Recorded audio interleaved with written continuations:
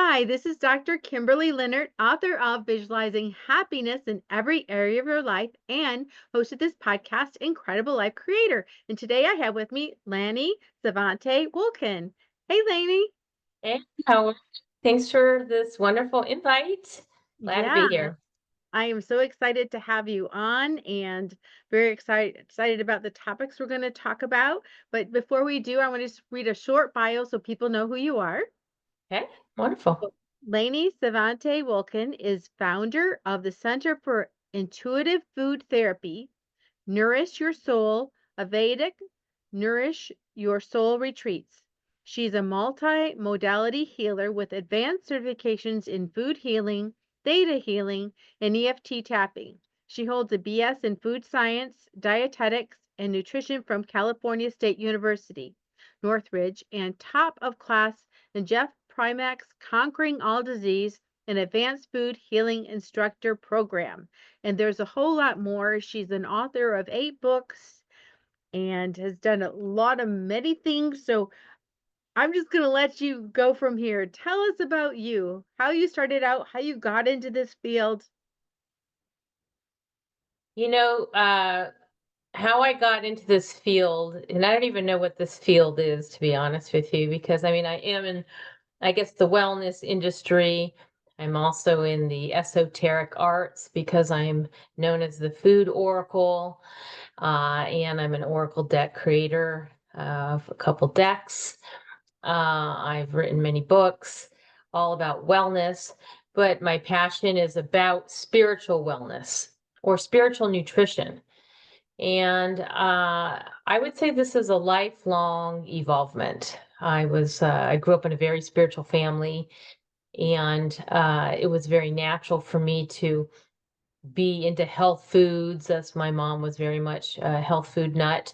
And also, when I was younger, in our I don't know, early 6 to 8, under single digits, one of her friends or one of the people giving her intuitive reading back then, I think we called them psychic readings, said that it wouldn't be a coincidence if I ended up doing something in food in this lifetime, because she saw that I might have, in her opinion, died of food poisoning in a past life. And I had already been a little bit naturally coming in with like being a little bit of a germaphobe around food, like a hypochondriac. Always worried that there was mold and it was, the food was breaking down, or the expiration date. I was always checking, like obsessively, for like someone at a young age to be so concerned about food preservation. And then I ended up going to school for food science. That is so interesting. Did I lose you? Because it just No, went blank. nope, I still see you. Whoa, it's totally blank on my screen. Okay, so here we go. So what had ended up happening is I went to school for food science, and I loved it because I was answering a lot of my why questions. And so that part of me was being very nourished, like needing to know how things work in terms of food, and loved being in the lab. And it was just, I wasn't known as a scientist, but in a way I was becoming a scientist, a food scientist. And then later on, I ended up getting blessed to be getting a job working in Hollywood for, at that time, Hollywood's top vegetarian chef. And the couple was a very spiritual family and showed me a lot about how energy around food was really important. So when we're arguing, that frequency can go into the foods, or if we're praying over the food, or if we're showing love and celebration, you could feel that in the love of the food. And just more about being conscious around what goes into the temple and into the body. So I really resonated with that, coming from a spiritual family. So kind of my worlds were, the science side, the spiritual side. I'm a fourth generation intuitive, and In fact, my great grandmother was the town psychic in Russia back in the day. And so tarot cards, oracle cards, this is what I grew up in. I didn't, play with regular cards like the other kids did. I was different. And anyways, 30 years later, I've always been a foodie, and continued food healing courses, and always was still very involved with oracle cards. And it wasn't until about 5 years ago that it just kind of clicked with a colleague, and we talked about our passions, and what came out of it was the birth of the food healing oracle deck, where I was able to kind of move all my skill sets into one accord, started to channel food, have Mother Nature share with me the importance of food in different aspects, that we have a chakra system and how we could feed our chakras, and how nature's 5 elements, earth, air, fire, water, spirit, plays a role in our body because we're nature. And so I started to kind of make all those understandings, and I put them in a format of the teachings of a food healing oracle deck that really took off. Actually came out right during COVID. It was a scary time because so many people were, what do I eat? How do I stay strong? How do I protect my respiratory system? And in a way, I didn't realize it, but it was divinely orchestrated because I had those answers.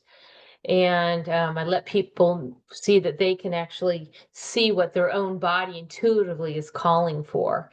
And that was really kind of the birth of intuitive food therapy, were these decks. And then I unveiled a certification program where people could go deeper into understanding these cards.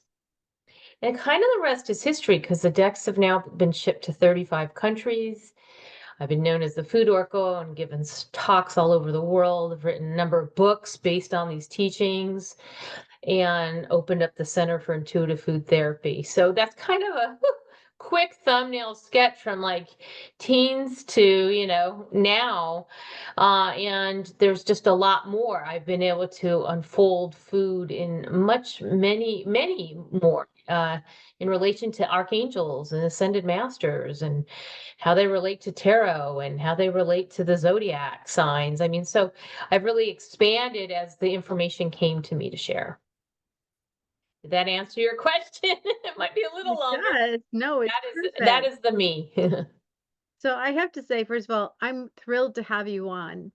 Someone with so much knowledge and expansion about food.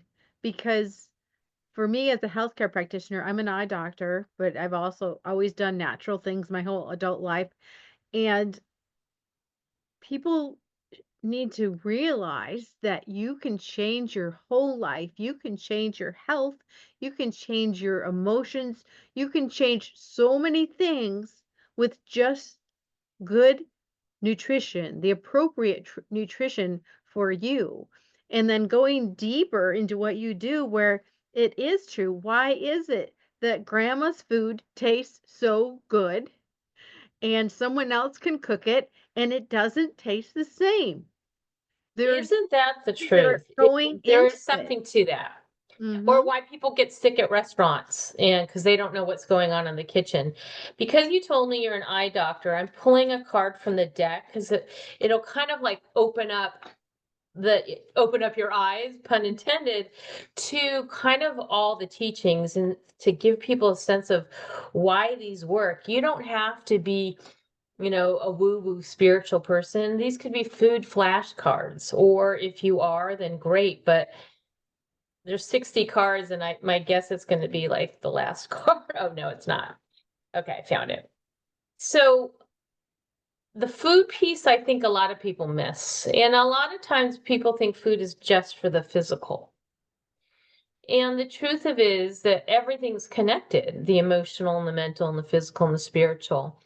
And so the book I wrote latest book, High Vibrational Wellness, I gathered 25 authors in this book because they're not just all chefs or food coaches, but they're all disciplines, breath experts, yoga, Reiki, numerology, that sort of thing. Because it's how we feed our thoughts, how we feed our body, and how we feed our soul. It's kind of the trifecta of feeding. Mhm. And so they all tie together. And why we crave certain things has a lot with how we're feeding our thoughts. And how we take care of the body is based on how we're feeding our soul. So they're all interconnected. So that's why I like to talk about food in metaphoric and general sense, of physical. But you mentioned blueberries, or you mentioned eyes, and I wanted to talk about blueberries. So here's an example of how this works. So I pulled a card from the first deck. I have 2 out that are published. So as an eye doctor, you would probably know that blueberries are phenomenal for eyes. Yes, Yeah. they are. They Mhm. look like the eyes. So Mother Nature has many, many foods that look like the body parts. So when you think about the eyes, the card is called, the word for this, if people aren't familiar with oracle cards, a word's assigned to a picture. So blueberries, this is our clarity card. So Okay. clearly, blueberries provide the clarity physically, because we know that they're good for the eyes. They're providing clarity. But also, if you look at this from the aspect of nature's 5 elements, this would be an air element, because we're getting clear in our head. In the whole head region is the air. This is the air element, and we have earth, air, fire, water, and spirit, but anything around the head is the air, the father sky. So this would be an air element food. And then in terms of a chakra, this would be the third eye, because this is where we get the clarity in our third eye. So that's kind of how these cards work. They touch on the physical, the emotional, the mental, the spiritual. They touch on the chakras, the elements, and they, verbatim, this is the clarity card. So if you're saying, you ask yourself the question, should I go to this, should I go on this vacation on these dates? And the card clarity comes up. It's either clear that these are good dates, or you need to get clearer on, is this a good time to leave? So these cards help you get the clarity you need. And this is just the blueberry card. And there's 60 others in the way that works. That is so interesting because you think of blueberry, blue eyes, and everybody has blue eyes, but the eyes are an extension of our brain also. So when you're talking about the eyes, you're really talking about the whole brain. Yes. Which is all that third eye, that higher wisdom. It's the air element. It's a lot of times people are too much in their head. And so we need to ground them. And then there's foods that kind of bring you back to earth, more like rooted vegetables, that sort of thing. Mhm. But there's a lot that can be said when we see, wow, I've been craving blueberries a lot. And I hear people tell me all the time, like, God, I just can't stop eating blueberries. Or, wow, I just need to have tomatoes. I don't know why, but I just, I need pasta sauce. I need tomatoes. I need a caprese salad. I need this and that. And then that would be a whole other set of possible reasons why they're craving that. And I help in my teachings give them some greater explanations. So when you go into the farmer's market or the grocery store, wherever you do your shopping, you can actually get a sense, particularly if you have a food journal, and you can actually see, or you keep track of, like, wow, I had a really bad day at the office. I got passed up for the promotion and things didn't go my way, and you're feeling a certain way. And then you go to the store, because most people will go right after work to go shopping. And it's always very interesting of what foods they lean towards, particularly when they're in more of a depressed state. They'll probably go for the inner aisles, which is all the food that is not alive, because they're not providing aliveness to their body. They're already feeling down and depressed. They're attracting that negative energy. So they're going to choose the junk foods, the carbs, the foods that preserve for 25 years, that have all the hydrogenated and all the chemicals you can't pronounce. Where when they're in a more higher vibrational state, they will naturally choose the outer aisles where the food is bioavailable in just one ingredient, and just more natural for the body. So it's very always interesting to stay in check. And so in the book that I was sharing, this one in the first chapter that I wrote, I teach people about soul shopping and really how to get clear present time in this moment. Like before you even go shopping is to center yourself. And I provide a little activation on what does my body need right now for its highest and best. And you can't just say burgers and fries because that's not truly soul talking. Or there's ways to, because a lot of times people eat that and they feel great in the moment and then they don't feel great afterwards. They feel guilty that they ate it. Their body's not happy. They're more sluggish. They're tired. There's lots of things that come with not being in alignment with your soul's understanding of what it needs for the temple. Exactly. And so you're talking, I'm thinking about, that emotional eating. I know I've had trouble with emotional eating through my life. And I had a friend that I'm off sugar most of the time. And I had a friend that if I would start, was in the grocery store and I saw something I wanted to buy that had sugar, I'd call him and say, I'm really wanting to buy this, whatever it is, brownies. And he'd say, what are you feeling? What's happening? And he would be asking me my emotional questions. And by Yeah. the time we were done talking, I didn't want it anymore. Yes. It's interesting. Chocolate. I'm obsessed with chocolate. And chocolate I have that card. And it's actually, we'll see how quickly I can pull this up. But, anyways, it's our indulgence card. And sometimes oh, I found it. So it must be meant to be because it was quick. And they actually look like brownies. Oh, Uh-oh. they do.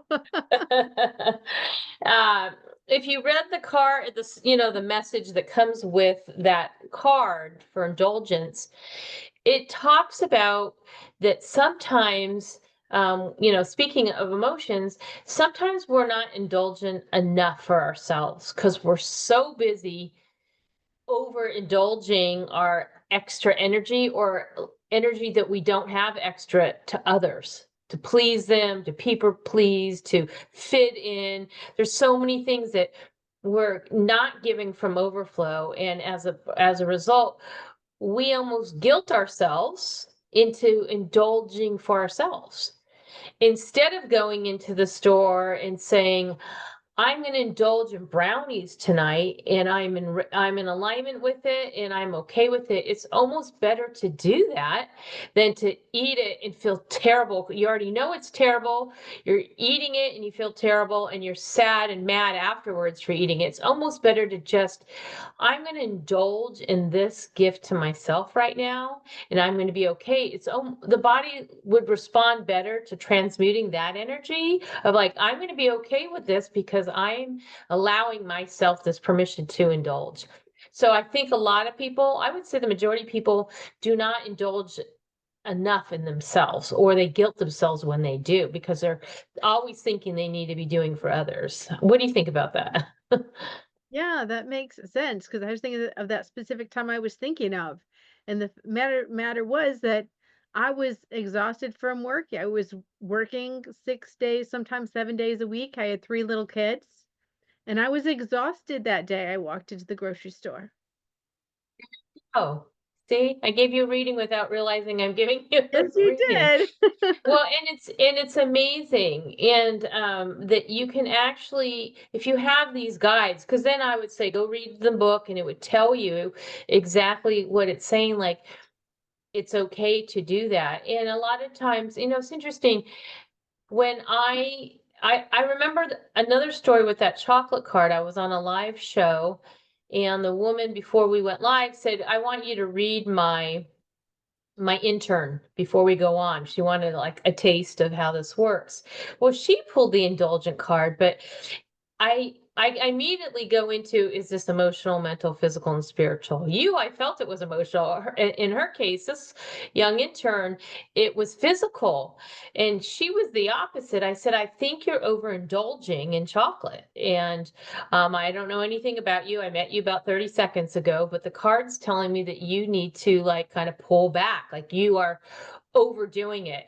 Well, turns out she had just walked in from the doctor's office who said she was pre-diabetic because she had broken up with her boyfriend. In the last 3 months, she's been binging on chocolate.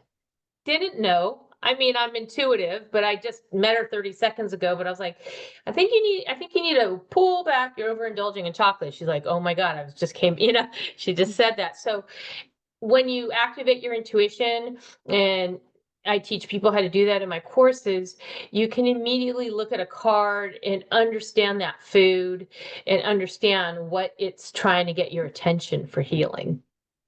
That is so interesting. And I love that you said for healing, because food is healing. I've always thought of food as medicine. And of Yeah. course, sometimes we need outside things because we're missing some things in our diet, but to use food as much as possible for healing. But Um, you can do that too, what's missing in your diet. You can literally pull a card and say, what does my body need right now?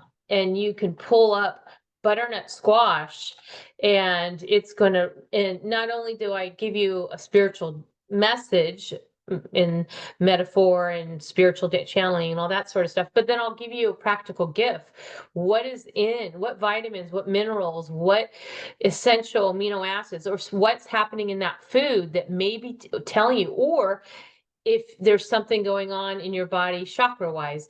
There are things that your body do need, and these cards will tell you that. In fact, I'll give you another example. There's a woman who came to see me. I wrote this in one of my books. I knew the minute she sat down that she had adrenal blowout, adrenal fatigue.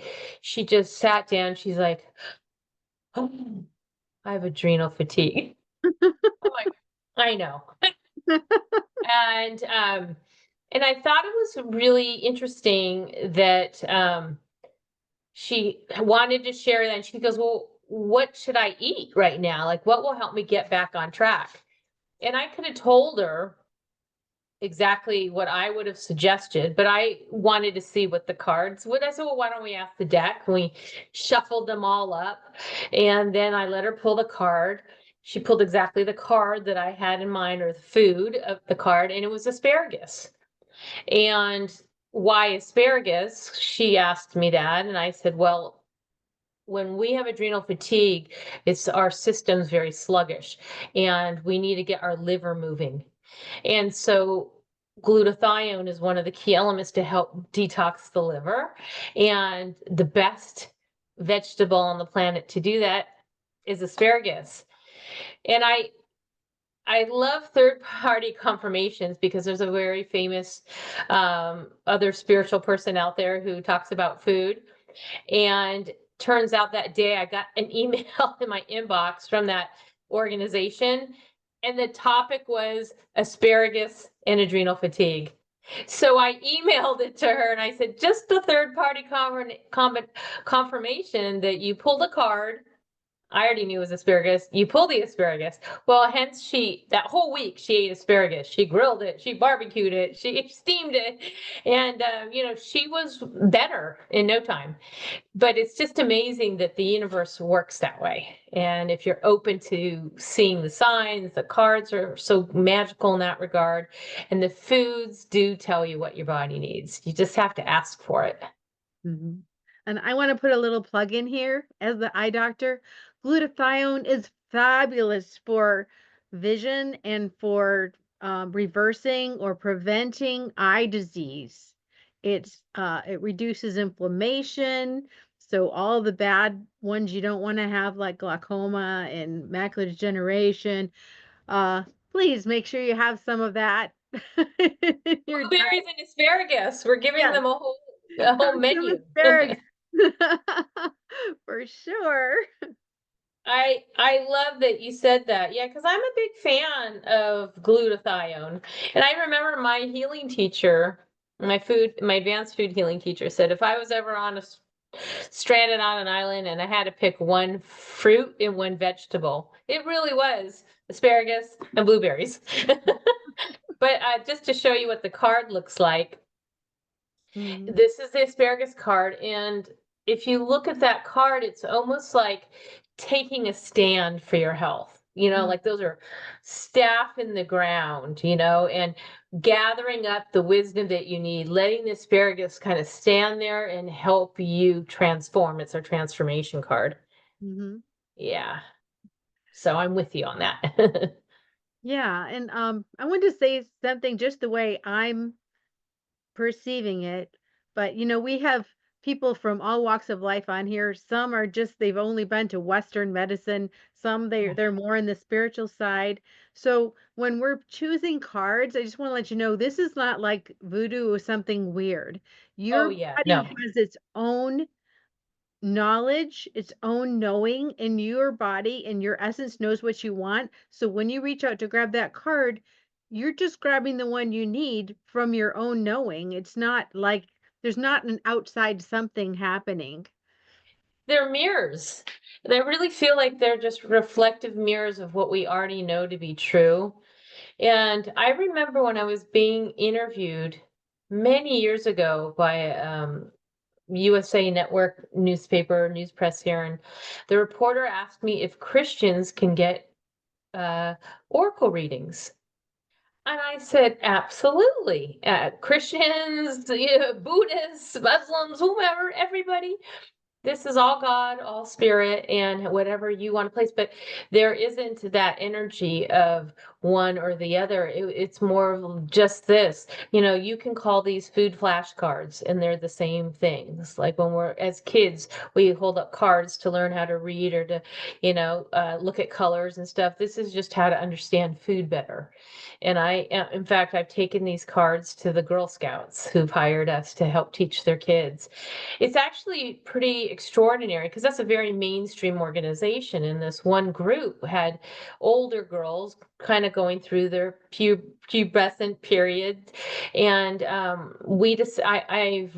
taken these cards and made recipes it's a smoothie book and put these cards together and recipes. And I said, well, let's go ahead and make smoothies for all these girls. So we laid out all the foods and we had a few recipes for the different smoothies. And it's pretty amazing to see which girl attracted to which smoothie. So for instance, the one girl who had a lot of acne, she gravitates towards the smoothie that was primarily apples. And apples have a great amount of quercetin in them, which is great for skin. And I'm just looking at that going, this is just amazing that our intuition, like really, could it be by chance? Of course it could be, but I've seen this so many times that she gravitated towards the one fruit out of everything there that was really designed for skin, and it's the one she needed. It was just amazing to see, and others did other things too. So anyhow, it's great to see Okay. natural um, selection in a perfect order happen. And it's just the same how Mother Nature has created foods to look like the organs. Like we talked about earlier, blueberries and carrots look like the eyes. Well, red bell peppers look like the chamber of a heart, and ears look like mushrooms, and walnuts look like the brain. And, I've just got a whole list of them. And it's just pretty extraordinary the stories I've heard, seen, and experienced that people have come up to me at shows and festivals. And I've written about some of those stories in this latest book, High Vibrational Wellness, about those things is that if we just pulled back and paused, Mother Nature has the signs and the clues all around us. We just have to be more conscious about it and intentional. Trusting our gut that we do know that. I mean, that's legitimate. Yeah. And that makes it so fun too, 'cause you can get very Yes. creative. What does this look like? Yes. Well, I mean, celery is like for the bones. I mean, its lungs look like grapes, and the resveratrol is I mean, it's just, it can, I've seen it and so many times like, wow, this really looks like that.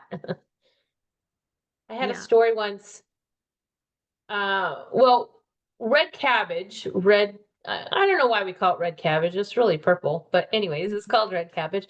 But cabbage is really special. It's very anti-cancerous, and it's also good for the stomach lining, and it kind of mimics that stomach lining. But red cabbage particularly good for breast tissue, breast health. And I have this picture of where like a red cabbage actually looks like a breast on a mammogram. They just kind of has the same sort of viewpoint. And I remember I had laid all my cards out at an event, and a woman came up to me, and I had cards in my hand, and I said, "Would you like me to draw you a card?" And she looked down, she goes, "Nope, I only want you to read me the message of this red cabbage." And there were 124 cards.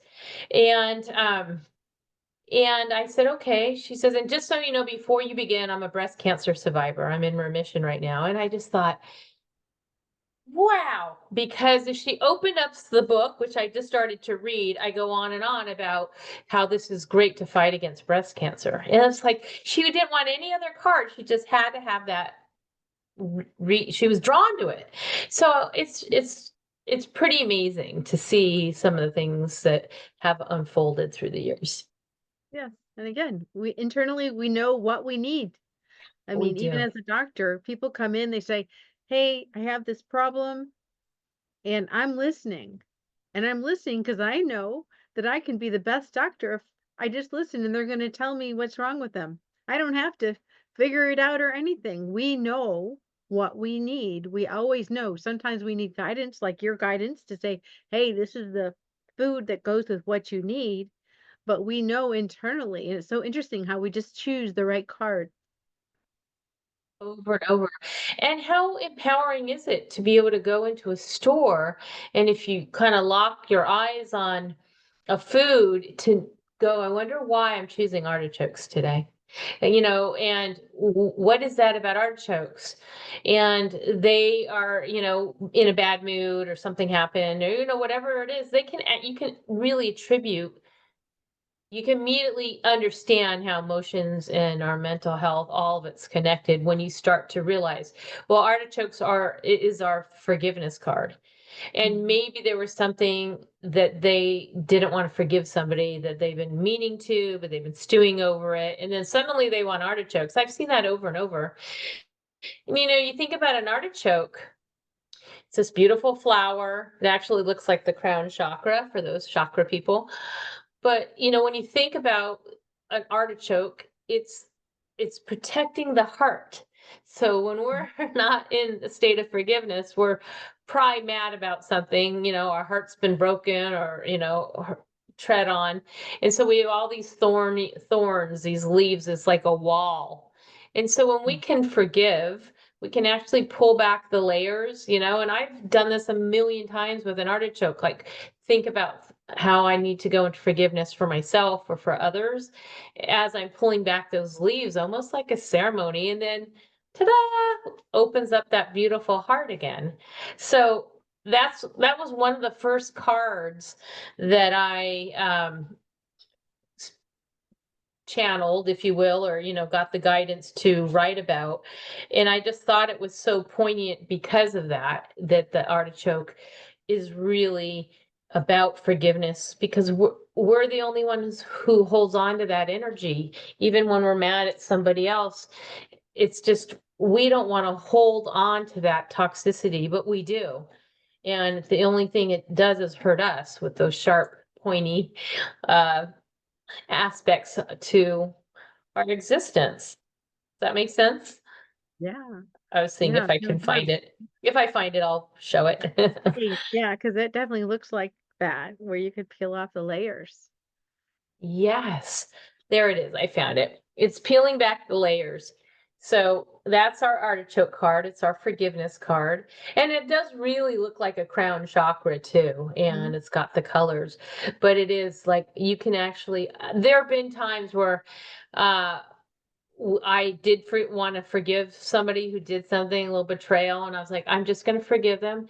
And I almost like tapping, where you can tap You know, a lot of people who know EFT, they can tap sort of the negative and then they replace it with the positive.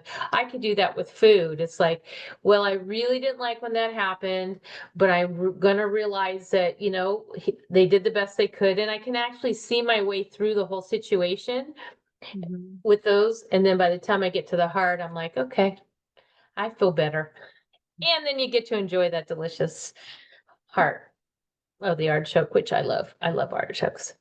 And actually forgiving, it's very forgiving for the body. When we are in anger or some of these lower vibrational states, our body's at a pH that's very low. It's acidic, very acidic in the body when we're anger. And talk about forgiveness, an artichoke has a pH of 13.99. Like it's just extraordinary. So Mhm. it's actually very forgiving for the body. It brings us back into a balanced alkaline state when we're sort of in those lower vibrational acid realms. Mhm. I think that's pretty cool too. Yeah. So recently, I've interviewed a couple people who were talking about menopause and hormones. And, as women, we're dealing with hormones our whole life, whether it be, from when we start our cycle to going through all the phases. Oh, It's yes. like that's one of the things in life that's always changing, and we never know how it's going to be that day. So there's Yes. certain foods that are calming to that hormonal body of, um, I don't know, symptoms, I guess. Yeah. Are you asking me? Is that the question? Asking you, yes. Yeah. Well, I'm very familiar with menopause. And it's very topsy-turvy, and I really don't think it one size fits all. I've noticed with menopause. You know, my experience is very different than three other girlfriends. And so what I can say about menopause or what I could say about foods is to be very present with what your body needs that day, because even the week before that seemingly worked for you can be very different today. So, because emotions play a big part in this change, it's how do we ground ourselves? How do we provide calm? How do we, if we're feeling anxious and angry and our emotions are high, or how do we bring them back to a level like we're angry? That's a fire element. You know, there's a lot of energy there. So I would be looking that day when those hormones are raging in a not good way. I would be looking at more watery foods, foods that cool. And then there are days where you're just so in your head about it, like brain fog, right? That is a symptom. I'd be looking for foods that ground, bring us rooted vegetables, things that kind of bring us back to a state where our head could get a little bit clear, or blueberries. So I don't have this is what you do for menopause. I am very much stay present and identify like a food journal or a mood journal or foods for the moods. And then you can start to see a system of how to balance yourself based on what's happening in the system. Does that make sense? That makes total sense because, like you said, Yeah. it's changing all the time. I mean, even as a That's why young it's woman, when you have that, fourth week of the month and you don't know how you're gonna feel, You it's so true. That's why they call it the change. And, you know, I was just talking to someone on another interview and he said, well, do you eat meat? And I said, no, I don't eat meat, but I'm not going to, this isn't about whether I eat meat or you eat meat. It's about what the body needs. But I just used the example of salmon and how to check in. And so the days that there's a lot of inflammation in the body, your body would probably call for salmon if you're a fish eater because it's such an anti-inflammatory protein. And then there's other days where you don't want to have that much protein, so like the body you have to get really tuned in if you want to nourish the body temple properly by seeing what feels good, if what feels release, like you feel puffy, you feel bloated. watermelon is the release card. And, you know, those are days where I just feel, oh, I just feel like I gotta like let the body release. I'll go and have watermelon Mhm. because it's a release card. B, it's got lycopene, which is really good. And then C, it's a diuretic and it just helps flush and clear toxins and all the energies I don't want in my system. I even wrote I do record a lot of meditations, and I did a watermelon release meditation because that seems to come up where people hold on to a lot of old belief systems, old, relationship thoughts, programs, and then that in turn holds in the body as weight. And so I wrote several of these different food meditations, but the one I did on watermelon is about let it go, let it flow, release. Just, so I work my own teachings, and so I see where I'm at, particularly in the menopause years where things are up, down, and all around. Oof. Exactly. Yeah.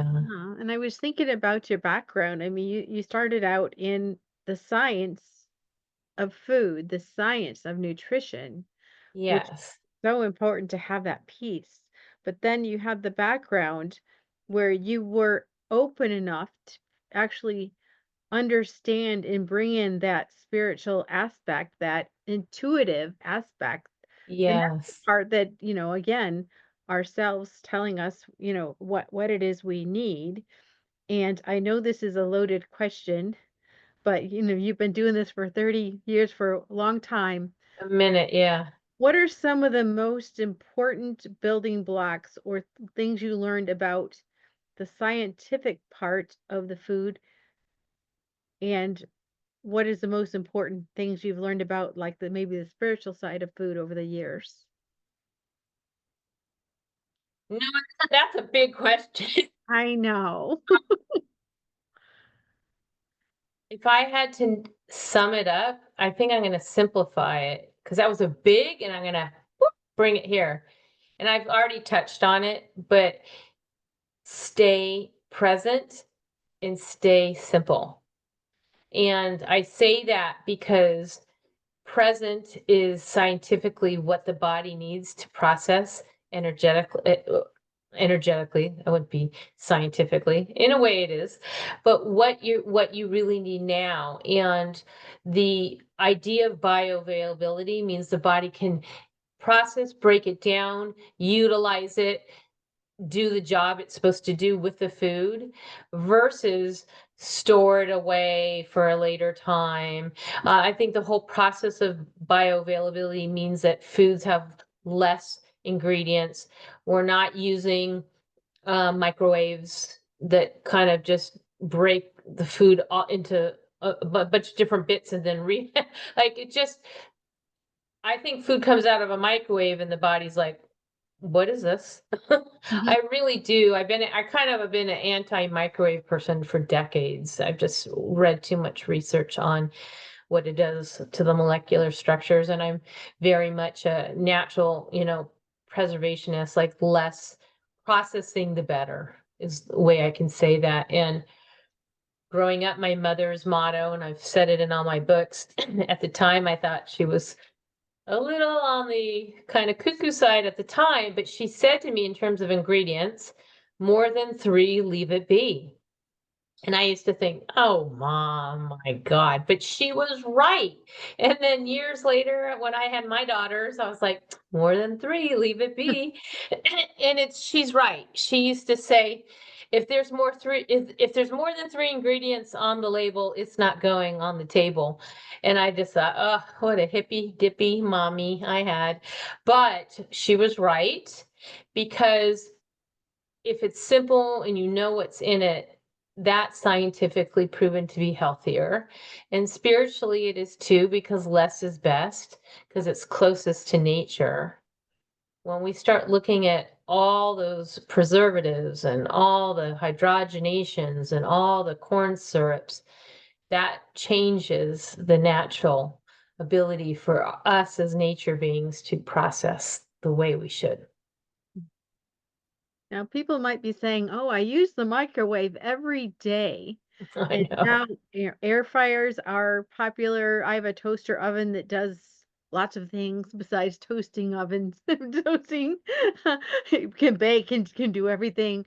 So if people are going to cook their food, what is the healthiest way to cook food? Well, I would put it in an air fryer Mhm, on reheat. I think that's a lot better. That's what, instead of frying on on the stove, particularly if you do fry things on the stove, you got to use a saturated fat. I know people still use their vegetable oils and their olive oils, and that's where free radicals are born.